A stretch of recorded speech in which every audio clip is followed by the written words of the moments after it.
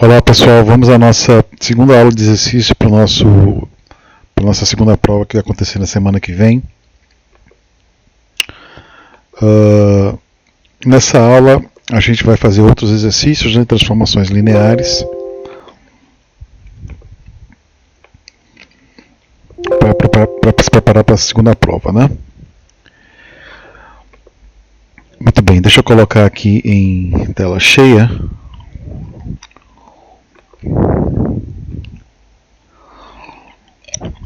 E vamos para essa aula de exercício, né? Bom, na aula passada a gente terminou esse exercício, né? Sobre transformações lineares.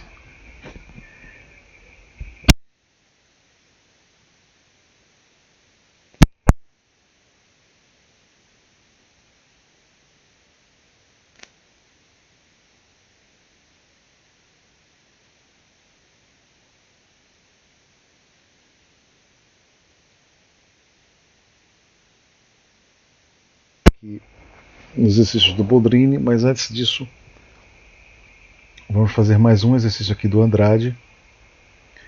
É o exercício 10 da página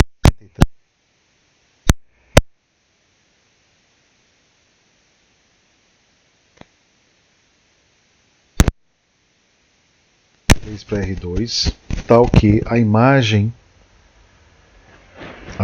dessa transformação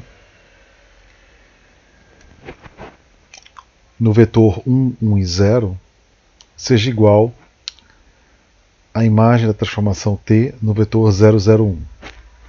Então ele quer que você determine uma transformação linear sobrejetora que satisfaça essa condição aqui.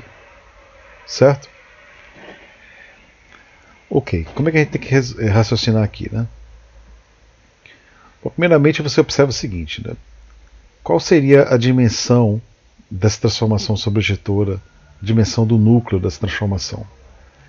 Certo? Essa informação é importante porque você está querendo determinar uma transformação que satisfaz essa propriedade aqui. Então, quanto mais informação você tiver sobre essa transformação, melhor. Ele dá essa informação, mas além dessa informação, ele diz que essa transformação tem que ser sobrejetora de R3 para R2. Então, pelo teorema do núcleo da imagem, eu sei o seguinte. Eu sei que a dimensão do domínio, né, do R3, tem que ser igual à dimensão do núcleo mais a dimensão da imagem dessa transformação, certo? Bom, como ele está querendo que essa transformação seja sobrejetora, isso significa que a imagem da minha transformação tem que ser igual ao R2. Sobrejetora significa que o conjunto de imagem é igual ao contradomínio, né? Muito bem, então a imagem da minha transformação tem que ter dimensão 2. Né? Bom, se a imagem da minha transformação tem que ter dimensão 2, então obviamente que a dimensão do núcleo, né, do kernel da minha transformação é igual a 1, pelo teorema do núcleo da imagem. Certo? Bom, então eu vou considerar uma transformação linear de R3 para R2 que satisfaz a condição 7, que é o quê? Que a imagem dessa transformação no ponto 1, 1 e menos 1 seja nula, e dessa condição eu vou saber então que o núcleo da minha transformação ele é gerado por esse vetor aqui, 1, 1 e menos 1. Aí você pergunta, por que eu quero considerar uma transformação linear satisfazendo 7? Eu afirmo que se eu considerar uma transformação linear que satisfaz 7, eu acho a transformação que satisfaz o que ele está pedindo. Por quê? Repara o seguinte. Uma transformação linear T aplicada a esse vetor 1 e 1 e 0 menos uma transformação linear T aplicada no vetor 0, 0, 1 é igual ao vetor nulo, né? Se e somente se T no vetor 1, 1 e menos 1 tem que ser 0. Né? Essa passagem aqui é verdade, por quê? Porque minha transformação é linear. Certo? E dessa passagem aqui, eu também posso inferir que isso daqui é igual a zero se somente se isso aqui acontece, se somente se, como isso aqui é zero, esse vetor é igual a esse, né? T de 1, 1 e 0 é igual a T de 0, 0, 1. E, além disso, o núcleo da minha transformação é gerado por esse vetor 1, 1 e menos 1. De novo, pela linearidade. Tá certo? Ou seja, eu achar uma transformação linear cujo kernel, o núcleo da minha transformação, ele é gerado pelo vetor 1, 1 e menos 1,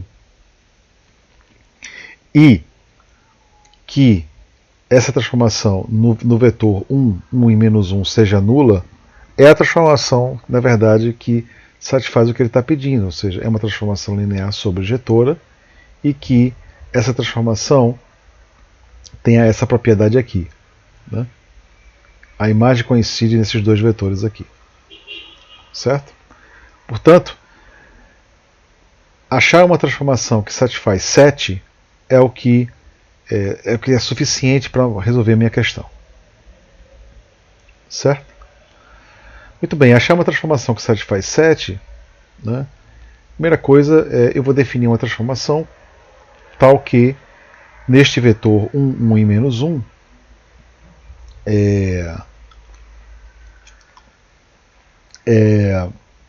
seja satisfeita, né? Então eu vou querer achar uma transformação, né, satisfazendo essa condição aqui, certo? Que o núcleo da minha transformação ela é gerada por esse vetor 1, 1 e menos 1. Bom, eu posso tomar, por exemplo, essa transformação aqui, t de x, y e z, como sendo na primeira coordenada x mais z e na segunda coordenada y menos x. Observe que eu peguei uma transformação linear, né, cuja o núcleo da minha transformação é igual, ele é gerado por esse vetor aqui. Né? Você pode ver isso fazendo essa uma simples conta. Olha só, o núcleo da transformação ela é igual ao conjunto dos vetores x, y e z, onde x mais z, vírgula, y menos x é igual a 0,0. Né? Então esses dois vetores são iguais, esse vetor, desculpa, é igual a esse vetor aqui. Isso acontece somente se y é igual a x, né? E x mais z é igual a 0. Ou seja, z é igual a menos x. Portanto, eu tenho que o conjunto dos pontos x, y, z que estão no núcleo dessa transformação, que eu defini aqui, é simplesmente igual ao conjunto do x, y, z, onde z é igual a menos x e y é igual a x, ou seja, esse conjunto aqui. E esse conjunto, obviamente, ele é gerado por esse vetor aqui, 1, 1 e menos 1. Tá certo? Logo, eu construí uma transformação linear que satisfaz 7. Né? É uma transformação linear que satisfaz 7. O núcleo da minha transformação é igual, ele é gerado por esse vetor. E devido a esta passagem aqui que eu expliquei para vocês, essa transformação satisfaz o que ele está querendo. O que ele está querendo? Essa transformação é sobrejetora, né? Porque a dimensão do meu núcleo é 1, pelo teorema do núcleo da imagem, T é sobrejetora, e satisfaz essa propriedade aqui, de que T no vetor 1, 1 e 0 é igual ao vetor T no ponto 0, 0, 1. Por quê? Porque isso aqui é equivalente a dizer que T no vetor 1, 1 e menos 1 é o vetor nulo. Certo? E aí a gente resolveu a questão. Ok, vamos agora a fazer alguns exercícios aqui do Boldrini, do livro do Boldrini. Eu vou começar aqui com o exercício 11 do livro do Boldrini, página 172. O exercício é o seguinte, é só para a gente treinar o conceito aqui de matrizes e transformações lineares. Né?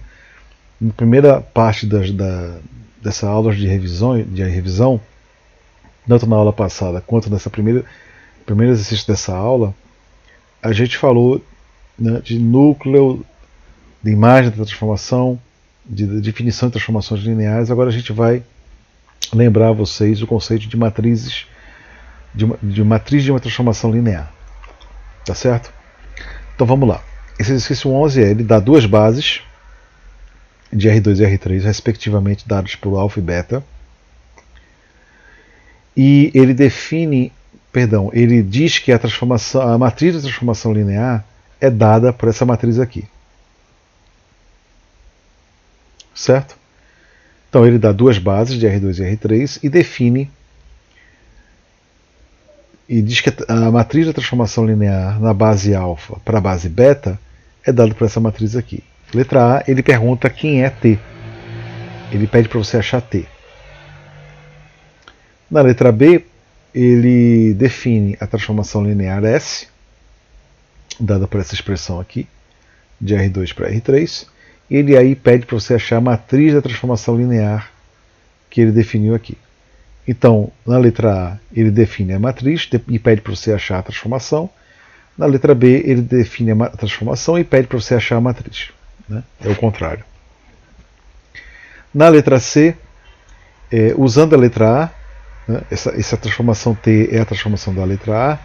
Na letra C, ele pede para você achar uma base gama de R3, né, tal que a matriz da transformação da base alfa para a base gama é igual a essa matriz aqui 3×2. Ok? Então esse é o exercício aqui do Boldrin. Muito bem, vamos resolver a primeira letra A. Ele pede para você achar a transformação linear e dá a matriz da transformação linear nas bases alfa e beta. Então você tem tudo, essencialmente, para você achar a transformação. Bom, a gente sabe, né, das aulas, que essa transformação T aplicada a um vetor V na base beta, as coordenadas dessa transformação, da imagem da transformação T no vetor V na base beta, ela pode ser escrita dessa forma aqui, certo? Isso é um teorema que a gente viu na aula, né?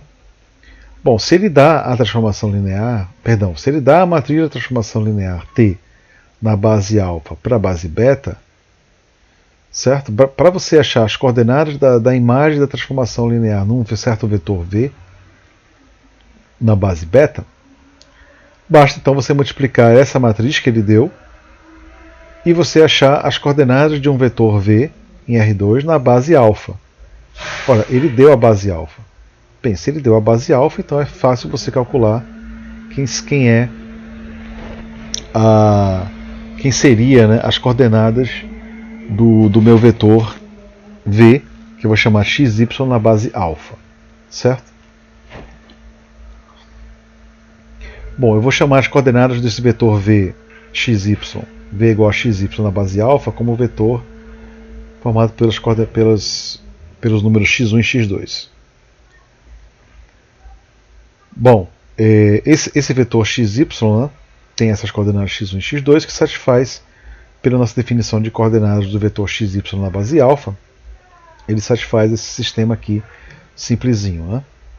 Aí você resolve e acha que x1 é igual a x e x2 é igual a y mais x sobre 2. Logo, as coordenadas de txy na base beta vai ser a multiplicação dessa matriz que ele deu, vezes as coordenadas do vetor xy na base alfa, que a gente acabou de calcular. Você faz essa multiplicação e chega nessa matriz aqui, matriz coluna, né, de tamanho 3. Né? Então, o que esse vetor aqui ele significa? Esse vetor, né, é as coordenadas de txy na base beta. Ora, se eu tenho as coordenadas do vetor txy na base beta, e eu tenho a base beta, então eu consigo calcular precisamente quem é a transformação linear. Né? Txy vai ser a primeira coordenada multiplicada pelo primeiro elemento da base beta, né? Mais a segunda coordenada que a gente calculou, que é 3x mais y sobre 2, multiplicado pelo segundo elemento da base, né, beta, mais a terceira coordenada, que é menos x mais y sobre 2, multiplicado pelo terceiro elemento da base beta, que é 1, 2 e 0. Você faz essa operação e chega nessa expressão explícita da transformação linear. E aí você conseguiu resolver a letra A do exercício. Certo? Ok. Na letra B, é o contrário, né? Ele dá a transformação linear. Ele dá a transformação linear e pede para você achar a matriz. Obviamente que, lembrando a vocês que ele dá quem são as bases alfa e beta. Certo? Então ele dá a transformação e pede para você achar a matriz. Muito simples, né, pessoal? É só usar a definição. Ou seja, por definição, a matriz de transformação linear S, a primeira coluna são as coordenadas da transformação linear S aplicado no vetor 1 e menos 1. Então eu preciso calcular as coordenadas do vetor S1 e menos 1 na base beta. Essa vai ser a minha primeira coluna. E a segunda coluna da matriz vai ser as coordenadas do vetor S02 na base beta. Ora, ele deu beta e ele deu quem é a transformação S. Então é só você calcular, né? S1 menos 1, né? Isso daqui ele deu a transformação linear S, então você faz essa conta e você chega nesse vetor aqui. Né? Então seja, aqui é um erro de digitação, pessoal, seja as coordenadas do vetor menos 2, 2 e 1, na base beta, ficou faltando aqui um beta, né? É um erro de digitação. Eu chamei, por exemplo, de A11, A21 e A31. Então esse primeiro aqui é a primeira coluna dessa matriz aqui. Certo? Primeira coluna dessa matriz 3×2 aqui. Bom, essa coluna,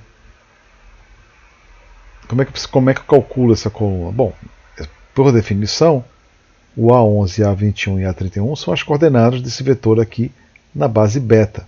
Né? Portanto, esses três números satisfazem esse sistema aqui. Você vai e calcula o sistema, acha A11, A21 e A31. Faz a mesma coisa, né, para esse vetor aqui. Tá certo? Eu vou deixar isso aqui como exercício para vocês fazerem. É só fazer o cálculo, né? Bem simples. E aí você resolve a letra B. Certo? Na letra C, ele usa a letra A e pede para você achar uma base gama tal que aqui. Ache uma base gama de R3 tal que a matriz da minha transformação linear seja dada por essa matriz aqui 3×2. Certo? Muito bem, se você resolveu a letra A, então a gente sabe quem é a transformação linear T. Na letra C, ele pede para você achar uma base gama que satisfaz essa propriedade aqui. É simples, né, pessoal? Por quê? Porque eu sei aqui minha transformação linear tem essa cara aqui, pela letra A. Portanto, eu tenho que achar uma base gama de R3 que satisfaz essa propriedade. Né? T aplicado ao primeiro elemento da base alfa,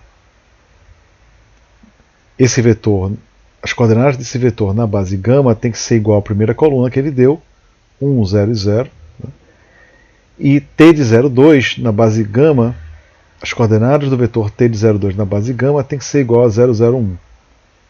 Isso daqui vem da matriz que ele me deu. Né?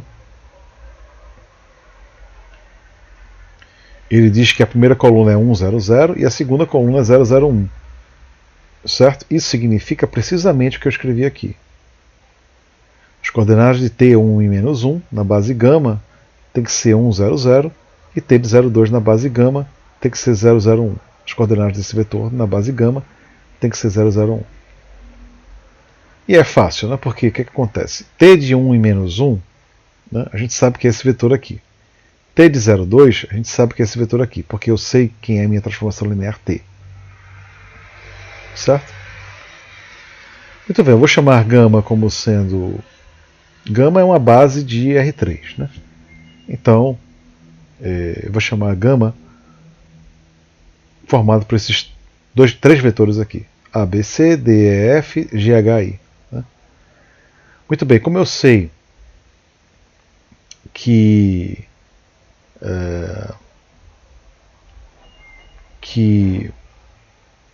as coordenadas desse vetor 1, 1 e 1 na base gama, né, é formado por 1, 0, 0, então eu sei o seguinte, né, que este vetor aqui, 1, 1 e 1, que é a imagem de T no vetor 1 e menos 1, né, esse vetor é igual a 1 vezes o primeiro elemento da base gama, mais 0, vezes o segundo elemento da base gama, mais 0 vezes o terceiro elemento da base gama. Certo? Então, dessa linha aqui, eu consigo inferir o quê? Eu consigo inferir que A, B e C são iguais, todos iguais a 1. Né? Além disso, eu sei que 0, 0 e 1 ele satisfaz essa relação aqui embaixo. Né? Porque T de 0, 2 é menos 1 e menos 1 e 2, portanto, pela definição de coordenadas, eu sei que este vetor tem que ser precisamente igual a 0 vezes ABC, mais 0 vezes DEF, mais 1 vezes GHI. Bom, então isso aqui é 0, isso aqui é 0, e esse vetor aqui tem que ser igual a esse vetor. Então, dessas duas linhas, eu consigo dizer o seguinte: olha, eu sei quem é A, B e C, e sei quem é GHI. Então, eu sei quem é esse cara aqui vai ser 1, 1 e 1, GHI vai ser menos 1 e 2, e para formar a base, repare que dessa condição não existe nenhuma restrição sobre esse vetor. Basta colocar qualquer vetor de forma que esse conjunto gama seja linearmente independente. Bom, então eu vou tomar o mais simples, vou tomar DEF como sendo 0, 1 e 0. Né? Logo, como eu falei, logo podemos tomar gama como sendo o vetor ABC, que a gente acabou de calcular. Né? O segundo elemento da base eu vou dizer que é 0, 1 e 0, por conveniência. Você poderia ter escolhido outro vetor. Contanto que esse conjunto resultante seja LI. Né? E o meu terceiro elemento da base eu vou dizer que é o GHI, né? Que é esse cara aqui. Com esse gama, eu consigo resolver o exercício. Né? Eu consigo achar uma base, que é precisamente essa aqui, que satisfaz essas duas propriedades aqui, que é exatamente o que ele pediu. Certo? E aí a gente termina o exercício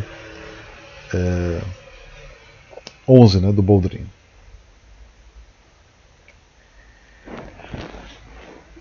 Ok, vamos agora para o outro exercício do Boldrini, é o exercício 21, ainda neste mesmo capítulo, que ele pega o espaço vetorial como sendo o espaço dos polinômios de Gauss até 3 e uma transformação linear T que é dada pela derivada. Né?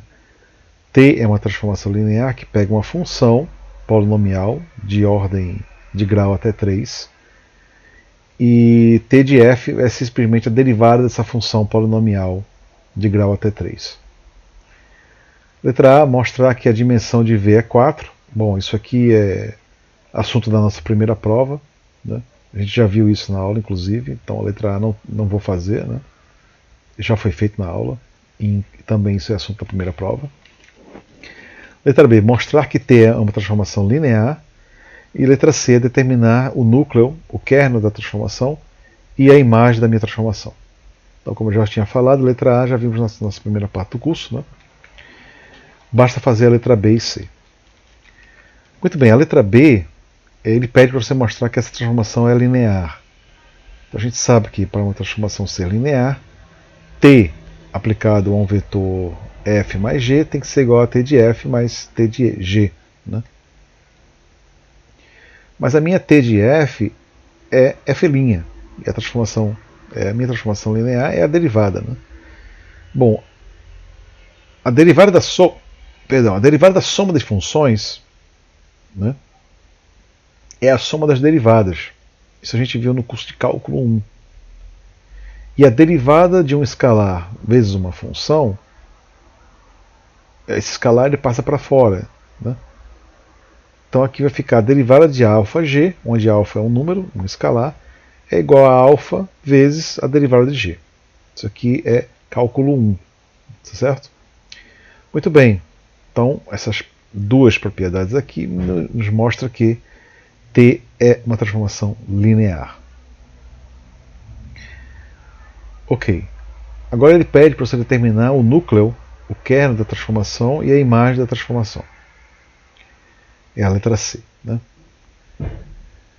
Bom, primeiramente vamos ver como é que a derivada age sobre um polinômio de grau até 3, tá certo? Então eu vou pegar de forma genérica aqui um polinômio de grau até 3, né? Vou escrever esse polinômio como sendo f de x, como sendo a0 mais a1x mais a2x ao quadrado mais a3x ao cubo. Então eu peguei um polinômio aqui genérico dessa forma.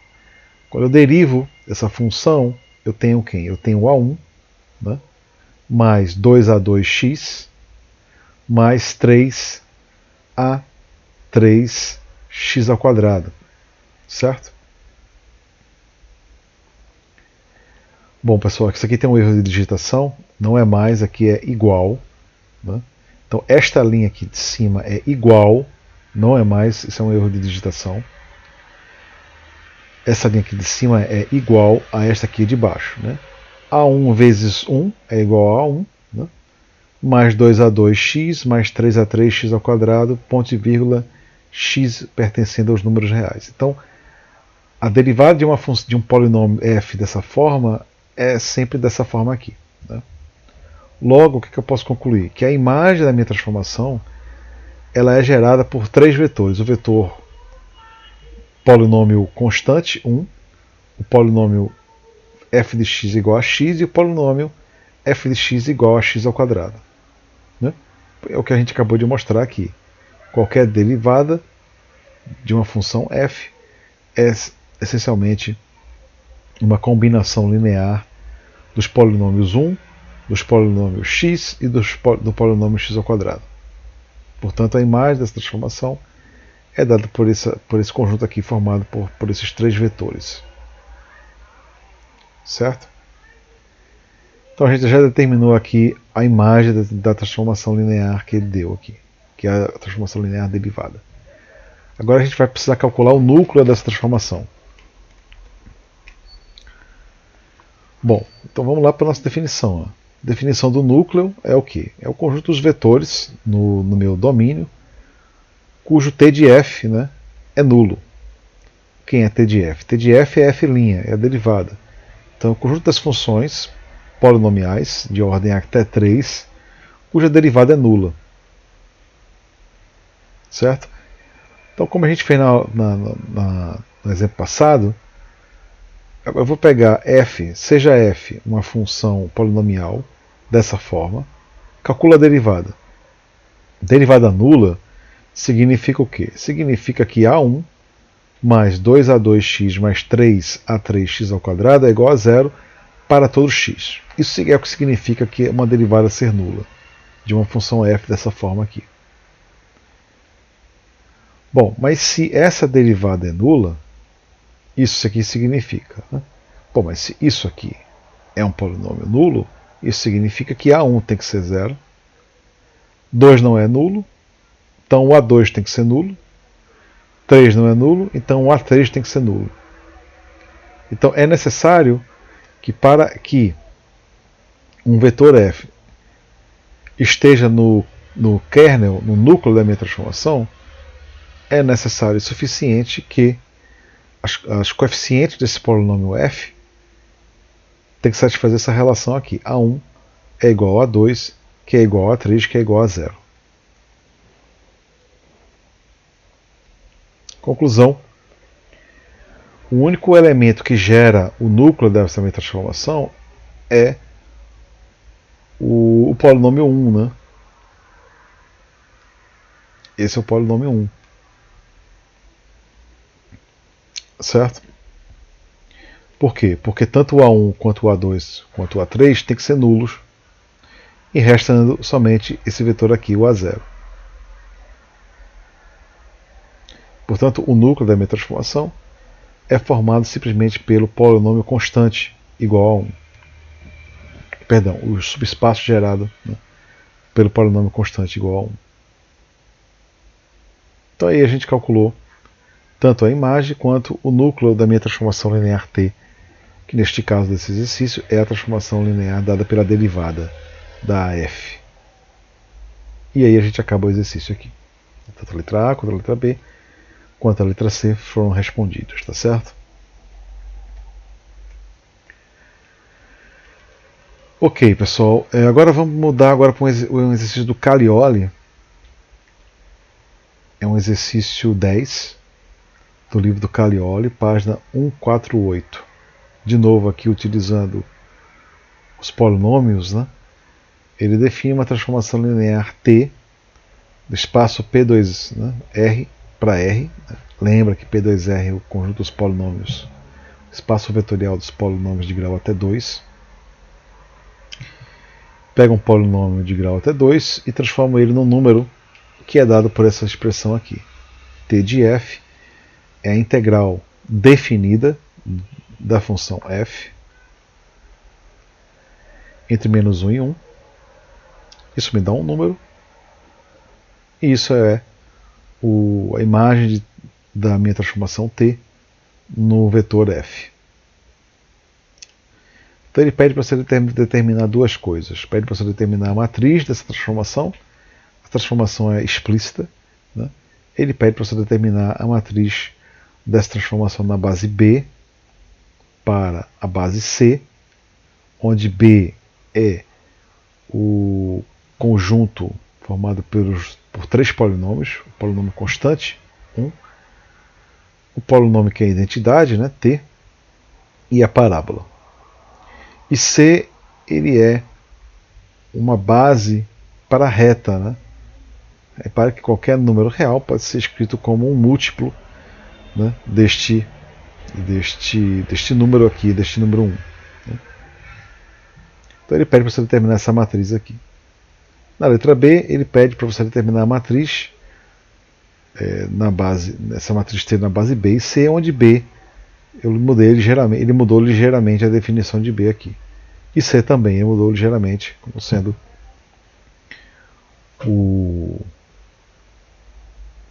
a base do espaço dos números reais, né? Como sendo o conjunto de gerador aqui, o conjunto formado pelo número, pelo conjunto unitário, né, formado pelo número menos 2. Muito bem, começando aqui pela letra A. Por definição, ele quer calcular o quê? Quer calcular essa matriz aqui. Né? Então, por definição, eu sei que a primeira coluna da minha matriz é a imagem da transformação no primeiro elemento da base B, segunda coluna a imagem da minha transformação no segundo elemento da base B, né? E a terceira coluna a imagem da minha transformação T aplicada ao terceiro elemento da base B, certo? Quando eu falo imagem, né, está implícito aqui que são as coordenadas. Né? Então, essa primeira coluna são as coordenadas de TV1, a segunda coluna são as coordenadas de TV2 e a terceira coluna são as coordenadas de TV3. Isso está muito bem explicado nas aulas. Né? Então, é só simplesmente você calcular essas coordenadas aqui. Bom, o meu espaço vetorial ele é um espaço vetorial formado por polinômios. Né? Então, tanto V1 quanto V2 quanto V3 são polinômios. E ele deu esses polinômios. Ele deu que B é. Aqui, B ele é o subconjunto, né, formado por esses três polinômios aqui. Então, esse é o nosso B. Então, tanto V1 quanto V2 quanto V3 a gente tem uma forma explícita para você calcular essas integrais. Né? Repare então que T de V1, as coordenadas de T de V1 na base C, né? A base C é formada por um número. Né? Então, pela definição de coordenadas, eu sei que as coordenadas de TV1 na base C é simplesmente igual à integral de V1 entre menos 1 e 1. Faço isso tanto para TV2 e TV3, né?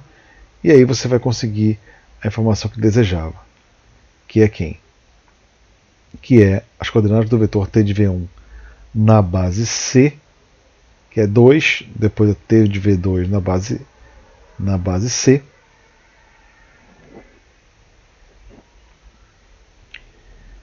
e t de v3 vai ser igual a 2/3. Né? Eu fiz isso simplesmente calculando a integral. A integral de v1, a integral de v2 e a integral de v3. Logo, a matriz da minha transformação linear t tem que ser da forma 2, 0 e 2/3. Certo? Isso resolve então a letra A.